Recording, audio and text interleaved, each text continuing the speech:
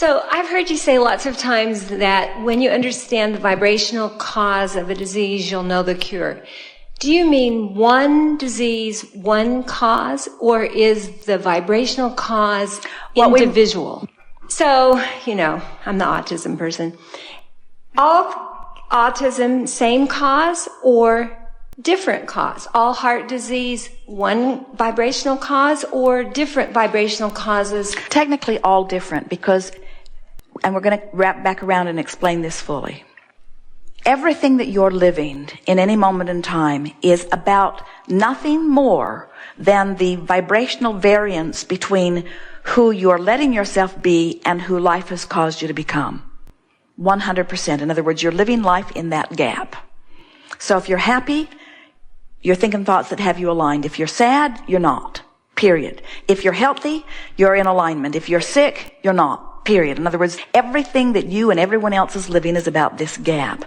However, you're all unique in the components of your gap. In other words, you didn't all have the same intentions coming in, and you weren't all exposed to the same life experiences as you were, and you weren't all living the same thing and therefore shooting off rockets of desires. You're so unique in what you're building in terms of your vibrational escrow, and you're unique in terms of the way life's touching you and what you're thinking.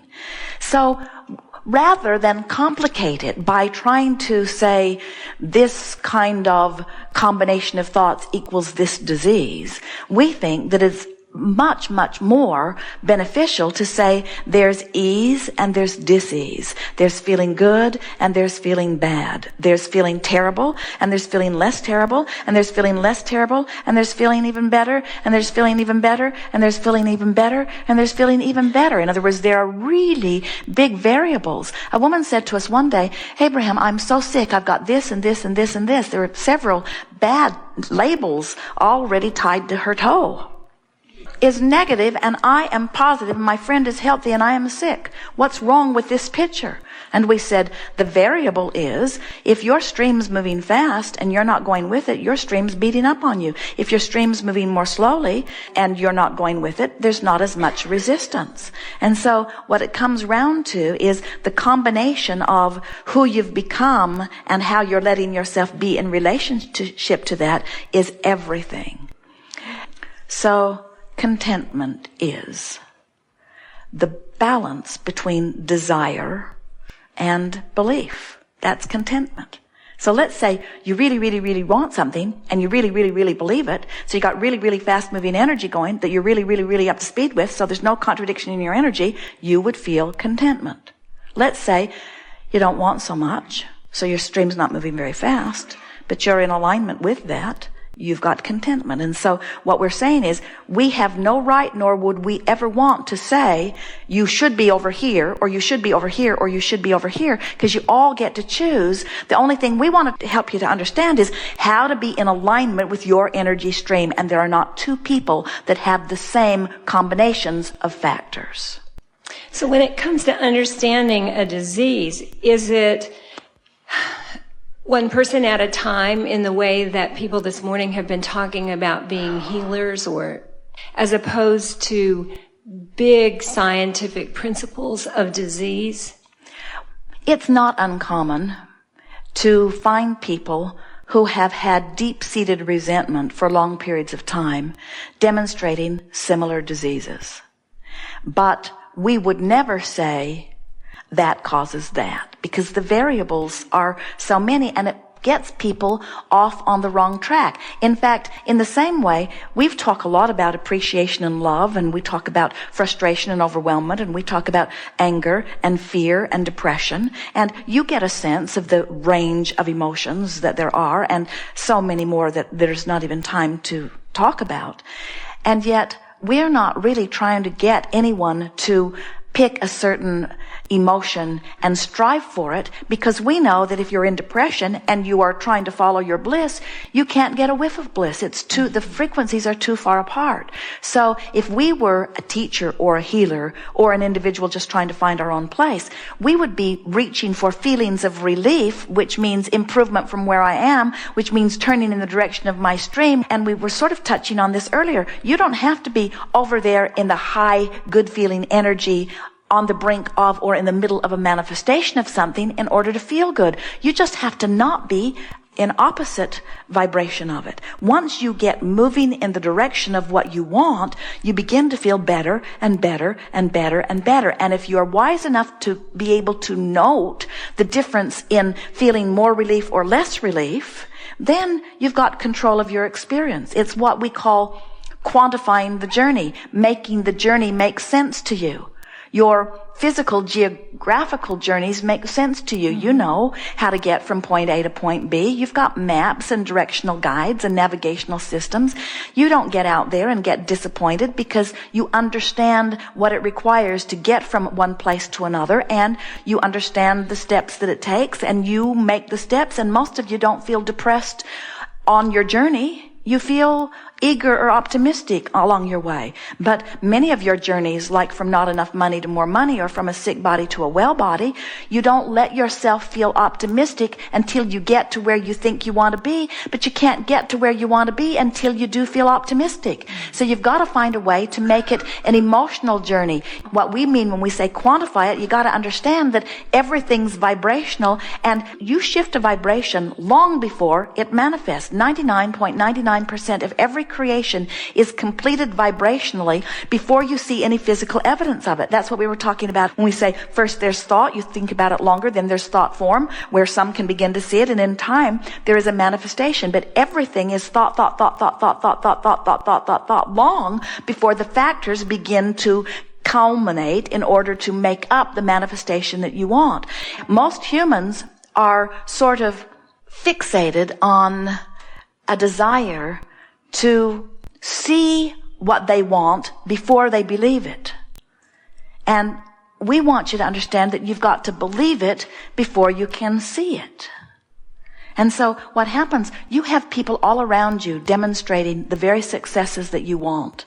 But instead of using the evidence of their successes to shore up your own belief, then you instead serve to separate their capabilities with your capabilities, their worthiness with your worthiness. So you use yet other excuses when there's evidence all around you that you can be or do or have anything. If this time-space reality has the wherewithal to inspire a desire, it has the wherewithal to deliver the full-blown manifestational results of that desire, provided you line up with it. But you got to be more visionaries and less what-is-ionaries. In other words, you can't keep looking at what is and move very far from what is. You can't move at all from what is if what is has your undivided attention, you see. So that's why we say to the doctors and scientists, when you get to the vibrational cause of things, and by that we mean talk to your patients about how they feel and try to cheer them up instead of giving them drugs. Talk to your patients about how they feel and let them know that others have felt that way and have moved through it. Don't take the worst case scenario and play it back to them and then be surprised when their fear kills them. Mm-hmm. I've heard you talk lots of times about when small children come with an illness or a disability or whatever, that some of it belongs to the child and the child's choice coming in, and some of it may belong to the parent. It all belongs to the child. It all belongs to the child? No one can create in your reality. So when we see families that have several children who have autism, is that 3 kids making the same choice to come in like that? Or is it a genetic or constitutional or behavioral phenomena? Well, it is not anything apart from vibration that is playing out through cracks of least resistance. So now this goes back to the first question that you asked. So let's say that there is a lot of worry in an environment, not just the household, but in the culture, and specifically in the household, and specifically in the relationship. Let's say there is a lot of resistance going on, and a child is born into that environment. It is logical that the influence of that vibration that's what we were saying, when you are source energy, you have one stream. The moment you're born, your energy splits a little bit. And we acknowledge that there are environments that are much more conducive to resistance than others. And that's why you want to know, is it at the doorstep of the parents? And we say no, because the parent can't vibrate for the child. And then you would rightly say yes, but this parent's vibration did influence this child. And we say, yes, but any child coming in to an environment to which it's going to be influenced knew full well coming in and made the choice to come into that understanding that they have guidance and knowing that they would be able to find their way. In other words, you just can't look at what anybody else is living and make any accurate evaluation about whether it is something they intended, whether it's something they should be living, whether it's something that's gone wrong, or whether it's something that's gone right.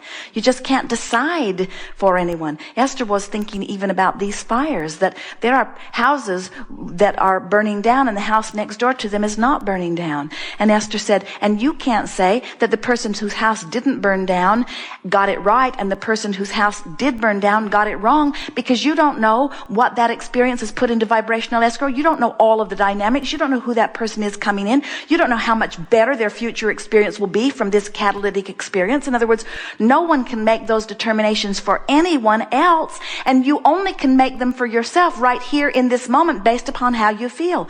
Speculating about the past or even fantasizing about the future is really not very productive effort. The effort is in guiding yourself to alignment now, guiding yourself to alignment now, guiding yourself to alignment now. The contrast has done all of the creating. You've already done all the asking. You set this into motion long before you got here. Your work now is to feel as good as you can feel now, to feel as good as you can feel now, to feel as good as you can feel now. But my soup's cold. To feel as good as you can feel now, to feel as good as you can feel now, to feel as good as you can feel now. But they brought me the wrong soup. To feel as good as you can feel now, to feel as good as you can feel now, to feel as good as you can feel now. And there are many people who would say, oh, why would anybody worry about something so inconsequential as that? And we say, nobody gets to decide what's important, but you know whether you're complaining and whether you're praising. You know whether you're appreciating or whether you're blaming. You know whether you're in alignment or whether you're not. You can feel whether you're tuned in, tapped in, turned on, or whether you're not. You can feel whether you're thriving. You can feel how clear your thoughts are, how confused you are. You can feel how muddled you are. You can feel how vital and alive your body feels. You can feel how resilient you are. You can feel how good this walk feels or how you're dragging your sorry tail down the street. In other words, you can feel how you feel. You know in this moment how you're doing. You know. And once you know, you can't ever not know. You cannot apply what you know, but you can never not know. And you know what? Now you know. Now you know pointing upstream is more and more intolerable. And this is the thing that we really wanted to get to. You are this source energy being who so powerfully and eagerly made the decision to come forth into this physical experience. And you know at every level of that being that life is supposed to go well for you. And when it doesn't, you sort of freak out. And well, you should. In other words, negative emotion is the tantrum that you have in the momentary awareness that you're not letting yourself be who you really are. And our effort here in these conversations are to help you to stop blaming others or yourself and make more peace with whatever's going on so that you can let the natural stream take you to the work that you've already done through the living of life. Step 1 says ask. And life makes you do that. You don't have to say, I'm going to ask.